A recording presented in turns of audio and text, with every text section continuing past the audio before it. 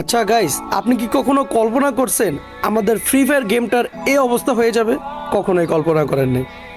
আমরা যারা ওল্ড প্লেয়াররা আছি তারা জাস্ট ওল্ড ফ্রি ফায়ারের কথা শুনলেই পশম খাড়া যায়।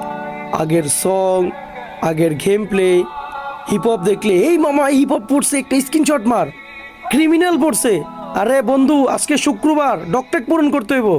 তুই খেলোস নাই, তোর কাস্টম পাবি না, তোর গিল্ডে কিক মারা দেবো রাত 12টার দিকে, শেষ, তুই আর কাস্টম পাবি না। বন্ধু তুই শনিবারের কাস্টম পাইছিস না, তোরটা আগে বানা, আমি পরে বানাবো। এমন দিন গেছে কাস্টম না পাই, একটা কাস্টম 50 থেকে 100 টাকা দিয়ে কিনে খেলছি আমরা ফ্রি ফায়ারটা। আজকে এই ফ্রি ফায়ারটার কি অবস্থা? 24 ঘন্টার জন্য কাস্টম দেয়, আনলিমিটেড কাস্টম দিয়ে রাখলেও কেউ খেলে না। গেমটা আগের মতো নাই ভাই, কিচ্ছু রেয়ার নাই ভাই।